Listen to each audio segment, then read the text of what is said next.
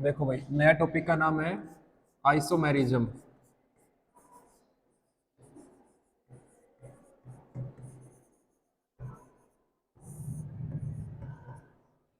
ठीक है, अब पढ़ते हैं जो तुम्हारी केमिस्ट्री एक्चुअली में है। अब तक तो हमने स्टीरियो केमिस्ट्री पढ़ी थी, यानी कि बेसिक, यानी कि समझ में आने लगी आगे चीजें। अब आएगा जो एक्चुअली में स्टीरियो केमिस्ट्री है ना, वो देखो। आइसोमेरिज्म सबसे पहले समझते हैं, आइसोमेरिज्म बना किससे है। तो आइसोमेरिज्म बना है किस टर्म से, आइसोमर टर्म आती है आइसोमेरिज्म के लिए। क्या टर्म आती है? आइसोमर। देखो, ये टर्म आइसोमेरिज्म को समझने के लिए कौन सी टर्म समझनी पड़ेगी? आइसोमर क्या होते हैं। तो आइसोमर किसे बोलते हैं? आइसोमर बेटा उन्हें बोलते हैं जिनका मॉलिक्यूलर फॉर्मूला क्या हो, सेम। तो आइसोमर क्या कहता है? पहली कंडीशन कि मॉलिक्यूलर फॉर्मूला क्या होगा, molecular formula same. Molecular formula same होने का मतलब क्या है? किसी भी कंपाउंड में क्या होते हैं बेटा? मॉलिक्यूल्स होते हैं। क्या होते हैं? मॉलिक्यूल्स होते हैं, या फिर एटम होगा। कोई भी मॉलिक्यूल है, सॉरी, कोई भी मॉलिक्यूल, उसमें क्या होंगे? एटम्स होंगे। यानी कि इस मॉलिक्यूल में क्या होंगे बेटा? एटम। यानी कि एटम क्या होने चाहिए? सेम। मॉलिक्यूलर फॉर्मूला सेम का मतलब क्या है? मॉलिक्यूल में क्या होंगे? एटम। तो एटम क्या होने चाहिए? सारे सेम होना चाहिए। एंड दूसरी क्या कंडीशन है? एटम्स के जो नंबर हैं, एटम्स के नंबर वो भी क्या होने चाहिए? सेम। ये है मॉलिक्यूलर फॉर्मूला का मतलब। यानी कि मॉलिक्यूल के अंदर जितने भी एटम होंगे वो एटम सेम होने चाहिए और उनका नंबर सेम होना चाहिए। जैसे कि फॉर एग्जांपल हम लिखते हैं C4H8। समझ गए इसका मतलब? यानी कि इसका कोई आइसोमर बनेगा, दूसरा कोई कंपाउंड बनेगा, उसमें भी क्या होने चाहिए? 4 ही तो कार्बन होने चाहिए और 8 क्या होने चाहिए? हाइड्रोजन होने चाहिए। समझ गए?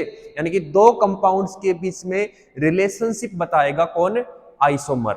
ये दो कंपाउंड, सॉरी, कंपाउंड एक ही है बट उनकी स्टीरियो केमिस्ट्री के बीच में रिलेशन बताएगा वो। उनका मॉलिक्यूलर फॉर्मूला सेम है, C4H8। तो C4 का मतलब मैंने क्या लिखवाया? एटम क्या होना चाहिए? सेम। दूसरा जो एटम का नंबर है भाई, 4 है, 5 है, 6 है, वो भी क्या होना चाहिए? सेम होना चाहिए। बट नेक्स्ट कंडीशन क्या आती है? डिफरेंस। नेक्स्ट कंडीशन लिखता हूं मैं, डिफरेंस।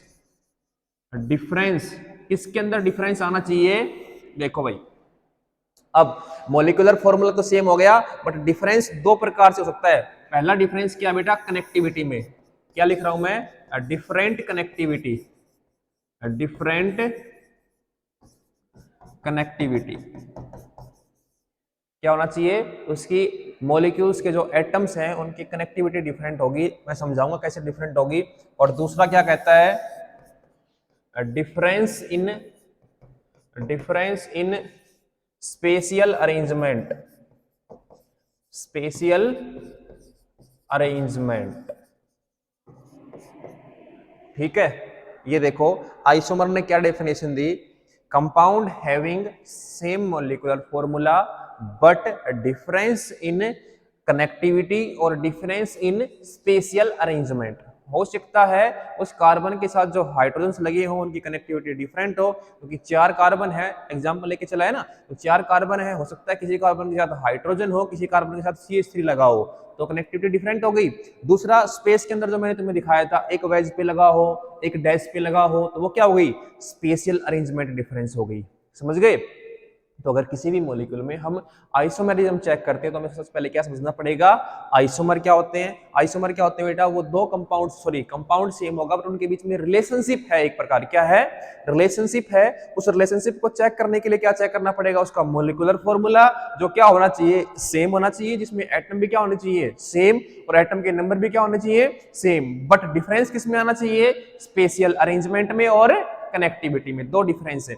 अब ये कहता है कनेक्टिविटी में अगर डिफरेंस है तो ये कितने टाइप की कनेक्टिविटी में डिफरेंस दिखा सकता है? तो यहां से दो प्रकार के आइसोमर बनते हैं, जिसका पहला नाम बेटा स्ट्रक्चरल आइसोमर। क्या है? Structural isomer. स्ट्रक्चरल आइसोमर, समझ गए क्या है वो? स्ट्रक्चरल आइसोमर, जिसका दूसरा नाम भी हम ले देते हैं, इसी का दूसरा नाम होता है बेटा कंस्टिट्यूशनल आइसोमर। कंस्टिट्यूशनल आइसोमर, चाहे स्ट्रक्चरल आइसोमर के नाम से पूछे चाहे वो कंस्टिट्यूशनल आइसोमर के नाम से पूछे, दोनों बात एक ही है, दोनों नाम मतलब सेम है। स्ट्रक्चरल आइसोमर भी और कंस्टिट्यूशनल आइसोमर भी, ठीक है। यानी कि हमें कनेक्टिविटी में डिफरेंस, जहां कनेक्टिविटी में आएगा वहां पे हम क्या स्टडी करेंगे बेटा, इस आइसोमर के बारे में स्टडी करेंगे, स्ट्रक्चरल आइसोमर्स को, जो तुम्हारी पहले सेमेस्टर में है ना, स्टीरियो आइसोमर्स, सॉरी आइसोमर्स, जिसमें कनेक्टिविटी में डिफरेंस आएगा वहां क्या पढ़ते हैं, स्ट्रक्चरल आइसोमर। और जहां पे यहाँ पे क्या है, स्पेशियल अरेंजमेंट में डिफरेंस, कहा बेटा, स्पेशियल अरेंजमेंट में डिफरेंस, वहां किसको पढ़ेंगे, स्टीरियो आइसोमर्स। किसको पढ़ेंगे, स्टीरियो आइसोमर्स। तो अब हमें आइसोमेरिज्म को जो समझा उससे दो निकल चुके हैं, कौन से बेटा, एक तो स्ट्रक्चरल आइसोमर और एक क्या, स्टीरियो आइसोमर्स। समझ गए बेटा।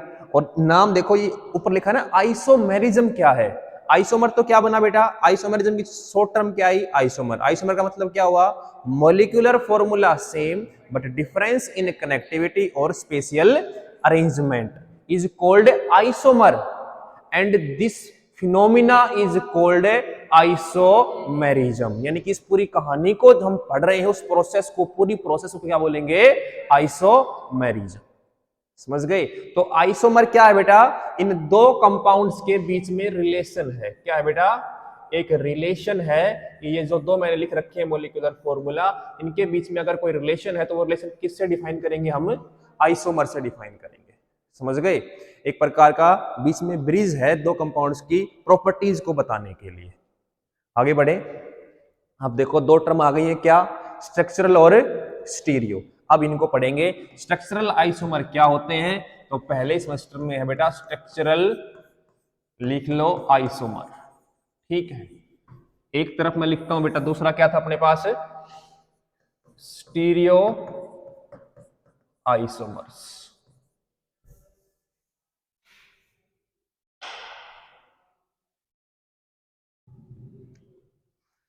देखो भाई,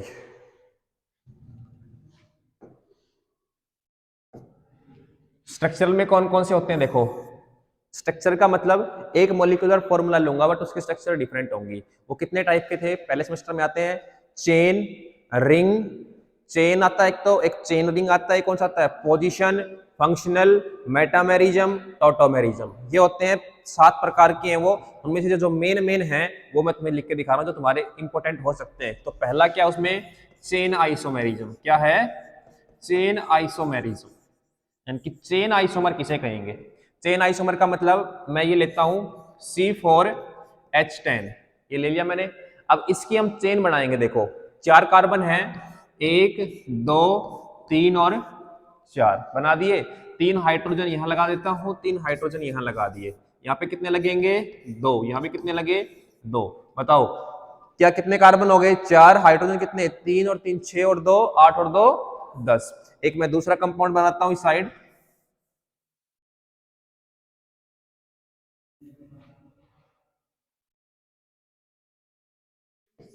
एक कार्बन, 2 कार्बन, 3 कार्बन, मैंने यहां लगा दिया CH3, यहां भी क्या लगा दिया CH3, यहां भी क्या लगा दिया CH3, यहां क्या लगा दिया H। देखो कितने कार्बन है, 1 2 3 और 4। हाइड्रोजन कितने हो गए, 1 2 3 3 6। यानी कि मॉलिक्यूलर फॉर्मूला दोनों का क्या आया, सेम। मॉलिक्यूलर फॉर्मूला क्या है, सेम, बट डिफरेंस किसमें आ रहा है, डिफरेंस किसमें आया, देखो इसमें तो एक स्टेट चेन थी बट इसमें देखो ब्रांच हो गई ना, CH3 लगा दिया। यानी कि दोनों की चेन में डिफरेंस है, इसलिए इसमें किसमें डिफरेंस है, चेन में, इसलिए क्या बोलेंगे इसको, चेन आइसोमेरिज्म। तो ऐसे पहचानना है। उसके एटम चेक करने हैं, क्या सारे के सारे एटम सेम हैं। एटम सेम करने के बाद क्या चेक करने हैं, उनका नंबर, कि 4 ही कार्बन थे, हाँ 4 थे, बट डिफरेंस किसमें आया है, चेन के अंदर। समझ गई बात। दूसरा है इसी में पोजीशन आइसोमर। सेकंड क्या है, पोजीशन आइसोमर। देखो पोजीशन आइसोमर को कैसे पहचानेंगे, C4H9Br, CH3 CH CH2 CH2 CH2Br, right बेटा जी। देखो इधर CH3 CH CH2 CH3, यहां लगा दिया मैंने Br। देखो मोलिकुलर फॉर्मूला चेक करो, 4 कार्बन दिख रहे हैं सभी को, एक Br दिख रहा है दोनों के अंदर, ठीक है। बट डिफरेंस किसका है, देखो यहाँ पे Br कौन सी पोजीशन पे आ रहा है, फर्स्ट पे। नंबरिंग करोगे तो फर्स्ट, सेकंड, थर्ड और फोर्थ। इसमें क्या यहाँ पे आएगा, फर्स्ट, सेकंड, थर्ड और फोर्थ, यानी कि इस Br की पोजीशन में डिफरेंस आ रहा है। मोलिकुलर फॉर्मूला दोनों का क्या है, same, but difference in position of Br। इसलिए क्या बोलेंगे, इन दोनों के बीच में कैसा रिलेशन है, पोजीशन आइसोमर्स। ये क्या आपस में पोजीशंस आइसोमर है। ऐसे पेपर में गिवन मिलेगा, एक दो कंपाउंड दे देगा और 4 ऑप्शन मिलेंगे, बताओ इसमें चेन आइसोमर है, पोजीशन आइसोमर है या फंक्शनल आइसोमर है, या नन ऑफ दीज है। तो आपको मैं देख के बताना है कि इसकी चेन में डिफरेंस है या उसकी पोजीशन में डिफरेंस है। आगे बढ़े, देखो नेक्स्ट है फंक्शनल ग्रुप आइसोमेरिज्म। थर्ड क्या है, functional group isomerism. Functional group isomerism.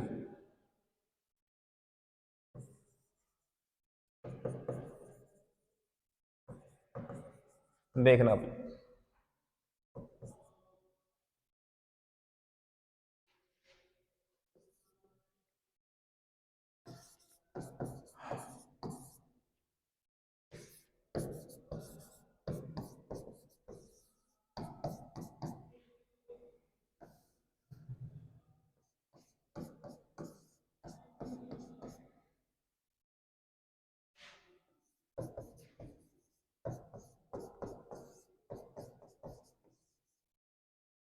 देखो भाई, दोनों का मोलिकुलर फॉर्मूला क्या है, सेम, बट डिफरेंस क्या है, फंक्शनल ग्रुप का। यहाँ कौन सा फंक्शनल ग्रुप है बेटा, एल्डिहाइड। कौन सा है, एल्डिहाइड। और ये कौन सा फंक्शनल ग्रुप है बेटा, कीटोन। तो किसमें डिफरेंस आया, molecular formula same but difference in functional group. एक में एल्डिहाइड फंक्शनल ग्रुप है, दूसरे में क्या है, कीटोन है। तो इनके बीच में कौन सा रिलेशनशिप है बेटा, फंक्शनल ग्रुप आइसोमेरिज्म। समझ गए। तो ये 3 मेन टाइप के थे, इनको ध्यान रखना। और बाकी इतने इंपॉर्टेंट नहीं है, बाकी उनको भी तुम रिवाइज कर सकते हो और करनी हो तो बुक में से कर लेना, ठीक है भाई। आगे बढ़ते हैं, नेक्स्ट टॉपिक है जो बहुत इंपॉर्टेंट है, स्टीरियो आइसोमर्स। क्या है, स्टीरियो आइसोमर। ये देखो भाई, ये क्या होते हैं, इनमें पहली कंडीशन क्या थी, स्टीरियो आइसोमर में भी molecular formula same, but difference इन किसमें था, स्पेशियल अरेंजमेंट में। किसमें था, स्पेशियल अरेंजमेंट में। देखो एग्जांपल लेके समझते हैं। मैं ये एग्जांपल लेता हूं, CH3H CH3H, ठीक है भाई। दूसरी तरफ मैंने एग्जांपल लिया C double bond C CH3H और H। समझ गए बात। एक एग्जांपल और लेता हूं मैं,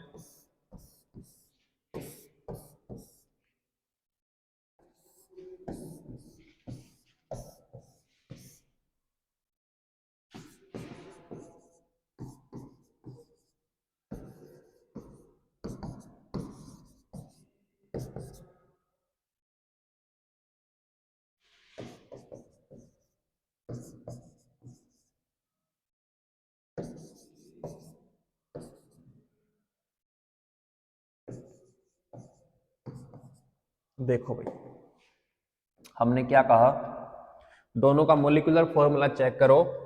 एक कार्बन, दो कार्बन, तीन कार्बन और 4 कार्बन, ऐसे उसमें भी क्या कार्बन है, 4 है। इसका नाम हम क्या बोलते हैं बेटा, दोनों ग्रुप कहाँ है, अपोजिट साइड, तो क्या नाम बोलते हैं इसको, ट्रांस। इसको क्या बोलते हैं बेटा, सिस।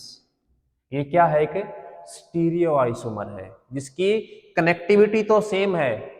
ढंग से देखो बेटा, हर एटम जहां पहले कनेक्ट था वहीं पे कनेक्ट है, तो कनेक्टिविटी क्या है, सेम। दो चीजें सेम रखनी है, क्या क्या नाम ध्यान रखना।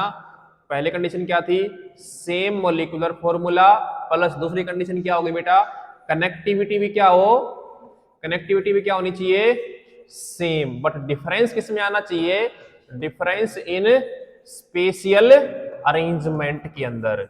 और स्पेशियल अरेंजमेंट क्या थी, एक में तो सिस है और दूसरे में क्या है, ट्रांस। इसी कार्बन के साथ H लगा हुआ है और CH3 लगा हुआ है, इसमें भी इसी कार्बन पे H और CH3 लगा हुआ है, इसमें भी CH3 और H लगा हुआ है, बट दोनों में स्पेशियल अरेंजमेंट डिफरेंस है। एक में दोनों तरफ CH3 लगे हुए हैं, एक में अपोजिट साइड CH3 लगे होते हैं। तो ये क्या है बेटा, स्टीरियो आइसोमर है। दूसरा देखो इधर, इधर भी कनेक्टिविटी सेम है। देखो इस कार्बन के साथ क्या लगा हुआ है, BrH और CH3, यहाँ भी BrH और CH3, इस कार्बन पे भी BrH और CH3, इसमें भी Br और CH3, यानी कि सर मॉलिक्यूलर फॉर्मूला दोनों का सेम, कनेक्टिविटी भी सेम, बट डिफरेंस किस में आ रहा है। देखो इसको हम क्या बोलते हैं, दोनों ग्रुप आमने सामने है तो इक्लिप्स्ड। क्या है ये, इक्लिप्स्ड है। और ये कौन सा है, स्टैगर्ड है। तो ये कैसा आइसोमर है बेटा, इक्लिप्स और स्टैगर्ड स्टीरियो आइसोमर्स।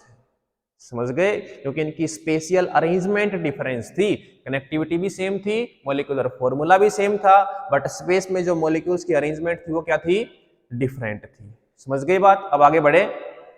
देखो अब यहीं से हमें दो चीजें जो हमने पढ़ी हैं पीछे, एक तो मैंने नाम बताया था बेटा कन्फर्मेशन, और एक क्या था, कॉन्फिगरेशनल आइसोमर। अब देखो ये तो हमने पढ़ चुके हैं, इक्लिप्स और स्टैगर्ड। ये कहां पढ़े थे हमने, बताओ कहां पढ़े थे इक्लिप्स और स्टैगर्ड, मैंने प्रेजेंटेशन दिखाई थी ना करवा के। या फिर ये बताओ सिस ट्रांस हम पढ़ चुके या नहीं पढ़े, अभी तक पढ़ लिए ना। तो सिस ट्रांस जहां पे देखो बेटा, एक दिमाग से लगाना थोड़ा सा, देखो हमने इस CH3 को चेंज किया है, इस CH3 की पोजीशन को चेंज किया है ना, तो ये पोजीशन चेंज कैसे हो सकती है।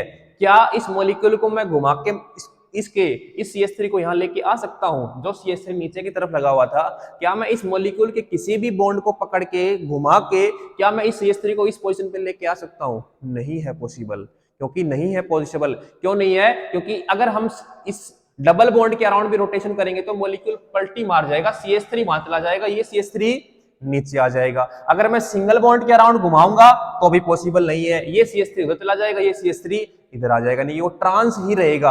यानी कि सिंगल बॉन्ड के अराउंड रोटेशन करने से हमें नया आइसोमर नहीं मिलेगा। मान लो हमें स्टार्टिंग में ट्रांस बना, हमें सिस बनाना था, तो क्या हम सिंगल बॉन्ड के अराउंड रोटेशन करके बना सकते हैं, नहीं बना सकते। तो क्या करना पड़ेगा हमें इस सिग्मा बॉन्ड है ना, ये इस सिंगल बॉन्ड को ब्रेक करेंगे, तोड़ेंगे, और तोड़ के इस CH3 को कहां लगा देंगे, ऊपर, इस SO कहां लगा देंगे, नीचे। उसको क्या बोलते थे बेटा, कॉन्फिगरेशनल आइसोमर्स। क्या बोलते हैं, कॉन्फिगरेशनल आइसोमर्स। तो नाम लिख लो इसके सामने, सिस ट्रांस क्या होते हैं बेटा, कॉन्फिगरेशनल आइसोमर होते हैं, लिख लो। और कॉन्फिगरेशनल आइसोमर्स में क्या चीज, किस चीज की रिक्वायरमेंट होती है बेटा, सिग्मा बॉन्ड की ब्रेकिंग। क्या होगी बेटा, सिग्मा बॉन्ड की ब्रेकिंग से न्यू आइसोमर जनरेट होगा, न्यू आइसोमर जनरेट। यानी कि कॉन्फिगरेशनल आइसोमर बनाने के लिए हमें क्या रिक्वायर्ड है बेटा, सिग्मा बॉन्ड की ब्रेकिंग। हमेशा याद रखना, सिग्मा बॉन्ड की ब्रेकिंग से ही कॉन्फिगरेशनल आइसोमर जनरेट कर सकते हैं। और बताओ सिग्मा बॉन्ड स्टेबल होता है ना, हाईली। अगर बताओ कोई स्टेबल बॉन्ड को तोड़ेंगे तो एनर्जी क्या देनी पड़ेगी बेटा, ज्यादा। तो इसकी एनर्जी क्या होती है बेटा, कॉन्फिगरेशनल एनर्जी। यानी कि बात करें कॉन्फिगरेशन में कैसी एनर्जी की रिक्वायरमेंट होती है, हाई एनर्जी की। पॉइंट लिख लो बना के, ये भी कैसी एनर्जी की रिक्वायरमेंट होती है, हाई एनर्जी की। क्लियर है बात। अब आओ दूसरी साइड, दूसरा पॉइंट क्या था, इक्लिप्स्ड और स्टैगर्ड थे। तो मैंने बताओ इक्लिप्स से स्टैगर्ड में चेंज करवाने के लिए तुम्हें क्या सिखाया था, सिग्मा बॉन्ड को पकड़ेंगे, उसके अराउंड क्या करेंगे, रोटेशन करेंगे। यानी कि सिग्मा बॉन्ड को रोटेट करने से क्या होता है, नया आइसोमर जनरेट होता है। उसे क्या बोलते हैं बेटा, कन्फर्मेशनल। क्या बोलते हैं, कन्फर्मेशनल आइसोमर। यानी कि स्टीरियो आइसोमर दो टाइप का हो गया, एक तो कॉन्फिगरेशन, दूसरा कन्फर्मेशन। और कन्फर्मेशन में क्या होता है, सिग्मा बॉन्ड के अराउंड सिग्मा बॉन्ड रोटेट। और अगर सिग्मा बॉन्ड को रोटेट कर सकते हैं तो क्या उसमें एनर्जी की रिक्वायरमेंट है, नहीं है। यानी कि इसमें एनर्जी कैसी रहेगी बेटा, लो एनर्जी रिक्वायर्ड। एक कन्फर्मेशन से दूसरे कन्फर्मेशन को बनाने के लिए एनर्जी की रिक्वायरमेंट कम रहेगी। तो यहां से दो डिफरेंस हमें पता लग गए कि कन्फिगरेशन कब बनेगा और कॉन्फर्मेशन कब बनेगा। कॉन्फ़िगरेशन में तो हमें सिग्मा बॉन्ड की क्या करनी पड़ेगी बेटा, ब्रेकिंग। अगर ब्रेकिंग की रिक्वायरमेंट है तो वहां पे क्या जरूरत पड़ेगी बेटा, हाई एनर्जी की। दूसरा कन्फर्मेशन, कन्फर्मेशन में क्या होगा बेटा, सिग्मा बॉन्ड के अराउंड रोटेशन से न्यू आइसोमर जनरेट कर लेंगे, और सिग्मा बॉन्ड के अराउंड अगर रोटेशन हो रही है तो वहां पे एनर्जी की जरूरत नहीं पड़ रही, इसलिए उसमें एनर्जी कैसे रिक्वायर्ड होगी, लो एनर्जी। दो डिफरेंस है मोटे मोटे, स्टीरियो आइसोमर दो टाइप के हो गए, एक कन्फर्मेशन और एक कॉन्फ़िगरेशन। समझ गई बात? आगे बढ़ते हैं, छाप लो यहां तक, जिसने नहीं छापा है उसने, जिसने नहीं छापा है वो छाप लीजिए।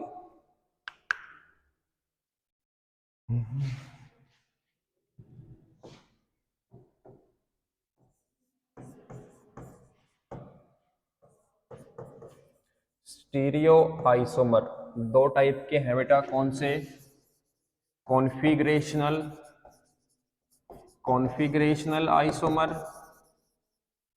और दूसरा है कन्फर्मेशन, कन्फर्मेशनल। ठीक है भाई, कॉन्फ़िगरेशन में क्या क्या रिक्वायरमेंट होती है, पहली बताओ भाई क्या रिक्वायरमेंट होती है बेटा, सिग्मा बॉन्ड की बेटा ब्रेकिंग होती है। क्या होती है, सिग्मा बॉन्ड की ब्रेकिंग रिक्वायर्ड। दूसरी क्या रिक्वायरमेंट होती है बेटा, हाई एनर्जी रिक्वायरमेंट होगी, हाई एनर्जी। ठीक है, इस तरफ कन्फर्मेशन में क्या रिक्वायरमेंट है भाई, सिग्मा बॉन्ड के अराउंड, वहां भी क्या लिखवा दिया, अरे अच्छा ब्रेकिंग थी ना, सिग्मा बॉन्ड के अराउंड क्या होगी बेटा, रोटेशन। ठीक है, और दूसरी कंडीशन क्या थी बेटा, लो क्या होगी, एनर्जी की रिक्वायरमेंट। लिख लो दोनों डिफरेंस, ये सबसे बड़े और मोटे डिफरेंस। अब आगे पढ़ते हैं, पहले लेके चलते हैं बेटा कॉन्फ़िगरेशनल आइसोमर्स। पहला टॉपिक क्या अपना अब, configurational isomer, configurational isomer.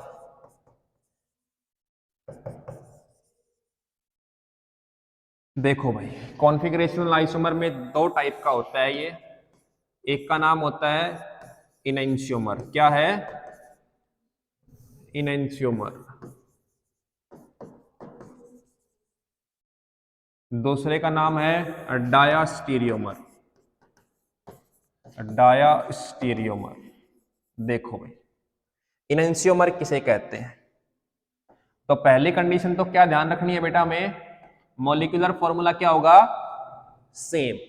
But इनैंशियोमर वो बात तो हमने पढ़ ली, कॉन्फ़िगरेशन से ऊपर ऊपर वो सब कुछ तो पढ़ लिया कि मॉलिक्यूलर फॉर्मूला सब में सेम होगा, कनेक्टिविटी भी सेम होगी। बट इस इनैंशियोमर की खुद की क्या कैरेक्टरिस्टिक्स है, क्या प्रॉपर्टी है, तो इनैंशियोमर ये कहता है अगर मेरा कोई ए कंपाउंड है और आइसोमर, इनैंशियोमर ये आइसोमर है ना, क्या है, कॉन्फ़िगरेशन आइसोमर, तो आइसोमर है तो इसका कोई ना कोई दूसरा भी एग्जिस्ट करता होगा एक, तो एक ये रहा दूसरा। तो ये कहता है कि ये जो ए और बी में है इनके अंदर क्या होनी चाहिए, मिरर इमेज, यानी कि ए के और बी के अंदर कैसा रिलेशन होना चाहिए, मिरर इमेज रिलेशनशिप, उसको क्या बोलेंगे, इनैंशियोमर बोलेंगे। लिख लो बेटा, इनैंशियोमर की डेफिनेशन क्या बन गई बेटा, दोनों में क्या होना चाहिए, mirror image relationship, mirror image relationship.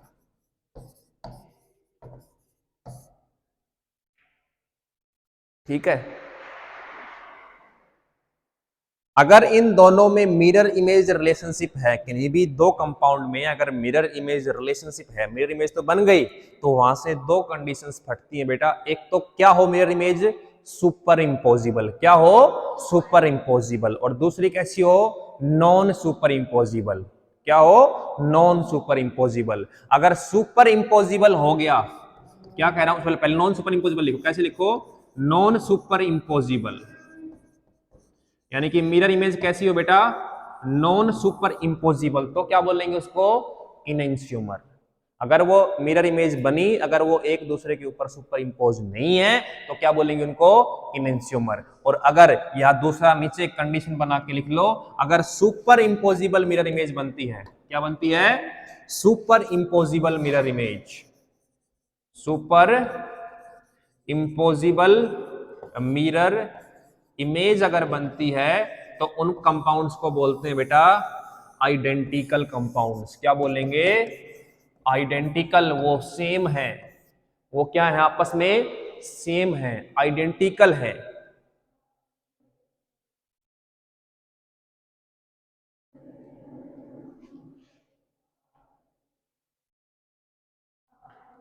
अगर दोनों की मिरर इमेज सुपर इंपोज तो आइडेंटिकल, नॉन सुपर इंपोजिबल तो इनेंशियोमर्स।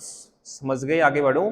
अगर देखो यहीं से कंडीशन और आती है बेटा, ऐसी कंडीशन जितने भी कंपाउंड दिखाते हैं, ये condition non superimposable mirror image, ऐसे कंपाउंड को नाम देते हैं हम क्या बेटा?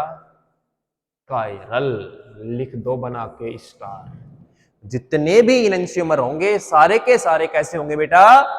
कायरल। और जितने भी कायरल होंगे सारे के सारे कैसे होंगे बेटा? इनेंशियोमर एग्जिस्ट करेगा उनका। समझ गए बात? अब दूसरी साइड कौन है? डायास्टीरियोमर्स। इनको समझो, डायास्टीरियोमर क्या कहता है? डायास्टीरियोमर कहता है बेटा ए और बी के बीच में ये जो मैंने मिरर इमेज बताई थी, ये रिलेशनशिप नहीं होना चाहिए। क्या होना चाहिए बेटा? No mirror image relationship, no mirror image relationship, उन्हें बोलेंगे बेटा डायास्टीरियोमर्स। लिख लो, no mirror image relationship is called diastereomers. ये कायरल हो भी सकते हैं, ये कायरल भी हो सकते हैं और अकायरल भी हो सकते हैं, कोई गारंटी नहीं है। समझ गए?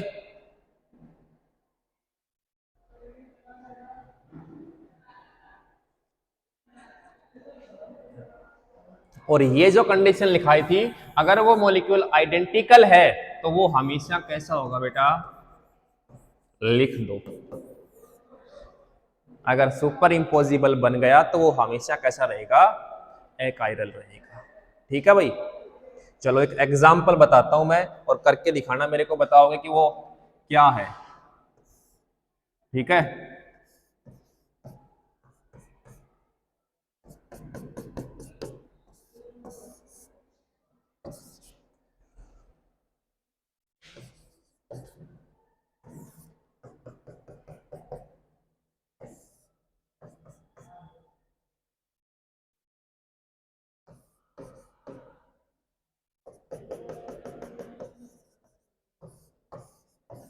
बताओ बेटा ये कायरल है या अकायरल है? क्या बेटा?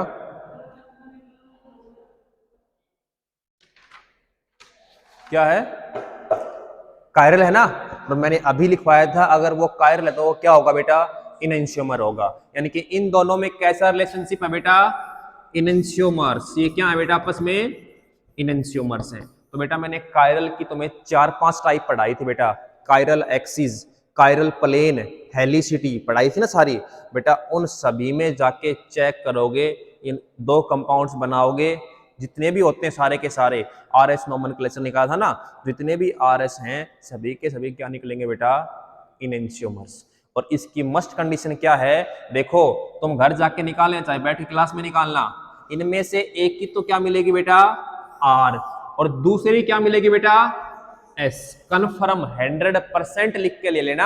अगर वो एक कायरल है, अगर उसकी आर है, तो उसका जो इनेंशियोमर होगा, दूसरा जो कंपाउंड होगा, उसकी कॉन्फ़िगरेशन चेंज मिलेगी, वो क्या मिलेगी? एस मिलेगी। समझ गए? तो यानी कि तुम डायरेक्ट ये मिरर इमेज ना ड्रा करके, अगर तुम्हें दो कंपाउंड दे रखे हैं तो तुम डायरेक्ट उनकी आर एस निकाल के भी बता सकते हो। अगर एक की आर आई और दूसरे का मॉलिक्यूलर फॉर्मूला सेम है, कनेक्टिविटी भी सेम है, अगर उसकी कॉन्फ़िगरेशन क्या आ रही है बेटा? एस, तो तुम क्या कहोगे? दोनों कैसे हैं बेटा? इनेंशियोमर्स हैं। मान लो मैंने ये बीच में ये दे ही नहीं रखा था, तो तुम क्या कैसे निकालते? क्या करते तुम? इसकी आर एस निकालते और आर एस से बताते सर इसकी आर आ रही है, उसकी एस आ रही है, दोनों का मॉलिक्यूलर फॉर्मूला क्या है? सेम, और दोनों की कनेक्टिविटी भी क्या है? सेम। बट एक की आर है दूसरे की एस है, तो दोनों में रिलेशनशिप कैसा है? इनेंशियोमर्स। समझ गए? एक कंडीशन और लिख लो कॉपी में छोटी सी। क्या? मान लो किसी कंपाउंड में एक से ज्यादा कायरल सेंटर आ गए। ये तो मैंने बात करी जब एक कायरल सेंटर था। क्या बात करी बेटा?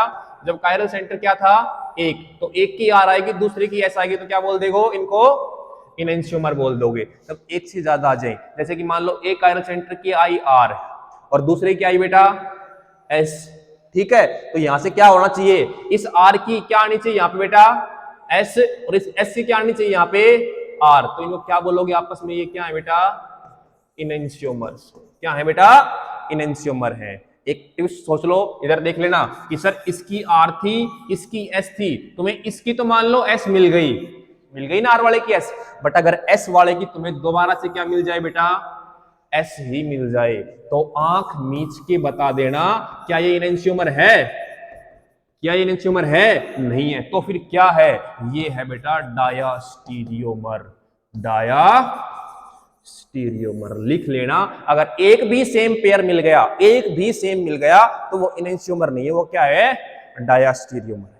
चाहे उसमें 10 कायरल सेंटर दे रखे हो, अगर 10 में से एक भी अगर सेम मिल गया, एस से एस मिल गया या आर से आर मिल गया, यानी कि वो क्या है डायास्टीरियोमर है।